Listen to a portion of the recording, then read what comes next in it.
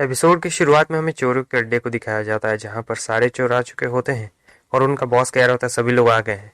चलो बहुत अच्छी बात है। हम लोग करीब 50 आदमी हैं और देखते हैं कि वो हम सभी 50 को कैसे मार पाता है। लेकिन इधर हमें दिखाया जाता है कि युवान और मिस भी वहां पर आ चुके होते हैं। युवान कह रहा होता है तो अच्छा ये है इनकी हाइडिंग की जगह। और फिर वो लोग अंदर आ रहे होते हैं शान से और कह रहा होता है युवान अच्छा हुआ तुम सभी लोग एक साथ पहले से ही इकट्ठा हो, मुझे तुम लोग को एक एक करके ढूंढना नहीं पड़ेगा।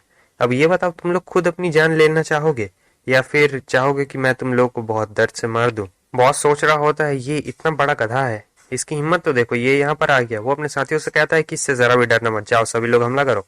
सभी लोग उस पर हमला करने के लिए जाते हैं। बॉस इधर देख के निकलने की सोच रहा होता है क्योंकि उसे पता चल चुका था कि युवान कोई नॉर्मल पर्सन नहीं है, क्योंकि उसने उस जगह को ढूंढ लिया था जहां पर ये लोग छुपे हैं।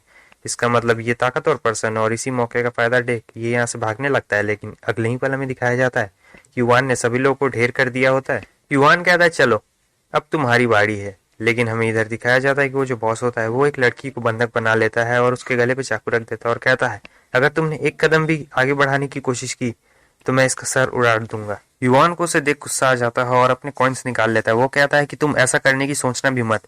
मिस कह रही होती युवान तुम जरा शांत हो जाओ।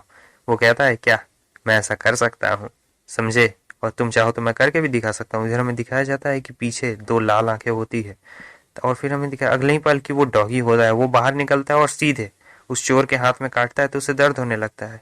ये दोनों उसे देख के हैरान होते हैं, वाह क्या डॉगी है। और इस तरफ हमें चोर को दिखाया जाता है जो कि उस डॉगी को अपने हाथ से फेंक देता है और कहता है बेवकूफ डॉगी कहीं के, मैं तुम्हें छोड़ने वाला नहीं हूँ। वो डॉगी कह रहा होता है जब भी कोई मुझे बेवकूफ डॉगी बुलाता है तब मुझे बहुत गुस्सा आता है। और इधर हमें दिखाया जाता है वो डॉगी जाता है और सीधे उस टकलू को एक जोरदार पंच मारता है। इस तरफ हमें दिखाया जाता है डॉगी कह रहा होता है कि तुम्हें पता नहीं है ये ऑल माइटी डॉग कितना ज्यादा पावरफुल है। सभी लड़कियां जिससे भी इसने बंधक बनाया था तुम सभी अब यहाँ से जा सकती हो। वो सभी लड़कियां निकलती है और डॉगी को शुक्रिया कह रही होती है। लेकिन इधर युवान कह रहा होता है अरे कोई बात नहीं कोई बात नहीं, ये तो मेरा फर्ज था, मैंने आपकी मदद की। लेकिन इसे कोई भी थैंक यू नहीं बोल रहा होता है। और मिस कह रही होती क्या ये तो एक बोलने वाला डॉगी है। युवान कह रहा होता आखिर उन्होंने मुझे थैंक्स क्यों नहीं कहा, मैं हूँ जिसने बचाया है। मिस काफी खुश नजर आ रही होती है और वो कहती है क्या तुम एक सेलेस्टियल डॉग हो। वो डॉग कहता है कि तुम दोनों बातें तो बहुत अच्छी करते हो लेकिन मैं तुम्हें बता दूं मैं एक ऑल माइटी डॉग हूँ, मैं कोई सेलेस्टियल वेलेस्टियल नहीं हूँ, मैं हूँ ऑल माइटी। तभी युवान उस डॉगी के सर पे मारता है और कहता है तुमने बच्चा किसे कहा, हाँ, और ये ऑल माइटी क्या लगा के रखा है। वो डॉगी कहने लगता है तुम्हारी हिम्मत कैसे हुई, तुमने मुझे मारा, याद रखना मैं तुम्हें तहस नहस कर दूंगा। तभी वो उसका मुंह पकड़ता और झपरियाना शुरू कर देता है। कहता है कि मुझे तबाह करोगे, ठीक है चलो देखते हैं सबसे पहले कौन तबाह होता है। वो उस डॉगी को उठाता है। वो डॉगी कह रहा होता है यंग मैन तुम्हारे हाथ तो बहुत ज्यादा पावरफुल है, आज तक मैं जिन लोगों से मिला हूँ उनमें सबसे ज्यादा पावरफुल हाथ तुम्हारा ही लग रहा है। तुम्हें अपने इन प्यारे प्यारे हाथों से मेरे जैसे मासूम डॉगी को नहीं मारना चाहिए। ये जो ताकतवर हाथ है इसे तो तुम्हें बुरे लोग को पनिश करना चाहिए और तुम यहाँ पर मुझे मारे जा रहे हो। लेकिन वो उसकी बात सुनता नहीं है और इस बार युवान उसे नहीं मारता है, इस बार मिस उसे मारती है। युवान उसे पूछ रहा होता है कि आखिर तुमने इसे क्यों मारा। मिस कहती है कि मुझे ऐसा लगा कि मुझे इसे मारना चाहिए क्योंकि ये कुछ ज्यादा ही बड़बोला है और बार बार चपर चपर कर रहा है, तो इसका ये बड़ा सा मुंह बंद रखने के लिए मुझे इसे मारना पड़ा। इधर डॉगी रो रहा होता है और कह रहा होता है कि प्लीज मुझे जाने दो, मैं अब से तुम लोग के सामने अपना मुंह नहीं खोलूंगा, प्लीज बस मुझे जाने दो। युवान कह रहा होता है कि तुम फनी हो, क्या तुम हमारे साथ चलना चाहोगे, वैसे तुम्हारा नाम क्या है। डॉगी तुरंत ही खड़ा हो जाता है और कह रहा होता है वैसे तो मेरा नाम ऑल माइटी है, हाँ मेरा कोई नाम ही नहीं है। युवान उसे अपने से नाम दे देता है, लेकिन मैं अपने से नाम दूंगा डॉगी, सबसे आसान नाम। डॉगी कह रहा होता है मेरा ये नाम रखने के लिए तुम्हारा बहुत बहुत शुक्रिया। और वो मन ही मन में सोच रहा होता है अगर उस एक्सीडेंट में मुझे इंजरी नहीं होती ना तो मैं तो इसे एक ही झाप में सुला देता। लेकिन वो टकलू को मैं एक बार में नहीं मार पाया, लेकिन ये बच्चा मुझे लगता है कि उससे भी बहुत ज्यादा पावरफुल है। सीन चेंज होता है। इस तरफ हमें लेडी को दिखाया जाता है जो कि 6 घंटे बाद उस जगह पे पहुंचती है और कह रही होती है वो सारी लड़कियां कहाँ गई जिन्हें मैंने पकड़ा था और ये काम किसका है। उसे काफी गुस्सा आ रहा होता है। इधर हमें मिस ल्यू को दिखाया जाता है जो कि उस टकले आदमी को देखती है कि वहां पर बेहोश पड़ा होता है और वो अपनी मास्टर से कह रही होती मास्टर देखिए हो सकता है कि उसने ही कुछ किया हो या उसे पता हो कुछ। मिस की मास्टर कहती हाँ ये अभी पूरी तरीके से टपका नहीं है, अगर हम सोल टेक्निक का इस्तेमाल करें तो ये टेम्पररी इसे उठा सकती है थोड़ी देर के लिए। वो अपने मैजिक का इस्तेमाल करती है और उसे पूछती है बताओ ये सब किसने किया है। वो बताता है एक आदमी, एक डॉगी और एक लड़की।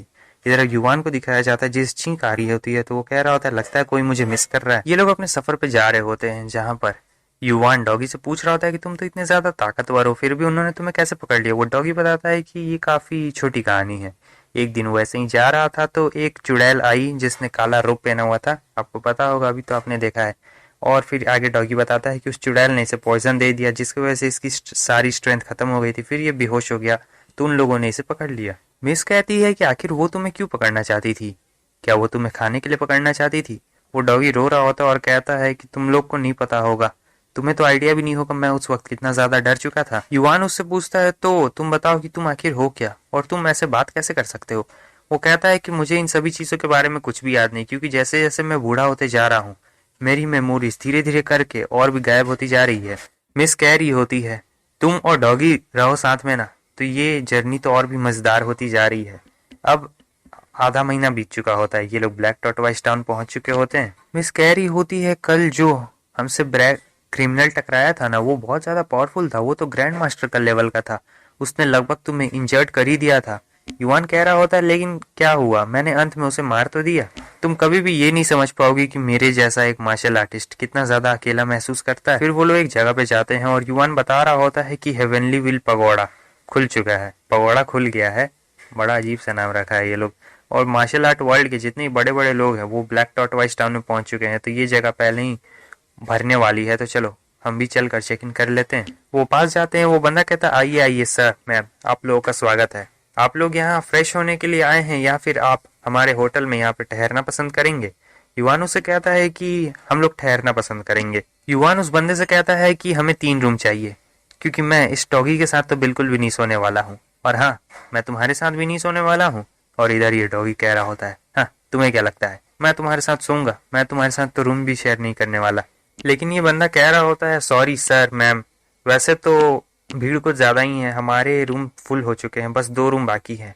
वैसे आप दोनों कपल है तो आप दोनों एक काम क्यों नहीं करते हैं, आप दोनों एक रूम में सो जाइए और ये बात करने वाला जो डॉगी है ये अलग कमरे में सो जाएगा। आप लोगों का इसके बारे में क्या ख्याल है। इस बात को सुनकर युवान खुश हो जाता और कहता वाह क्या आइडिया निकाला है तुमने, मैं बहुत इंप्रेस, और मुझे लगता है कि यही सिर्फ एक आखिरी रास्ता बचा है।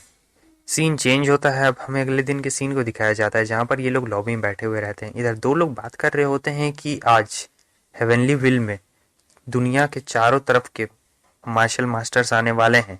कुछ लोग काफ़ी सीक्रेट नेचर के रहते हैं, यानी उन्हें अकेले रहना पसंद है और वो लोग छुप के रहना ज़्यादा पसंद करते हैं।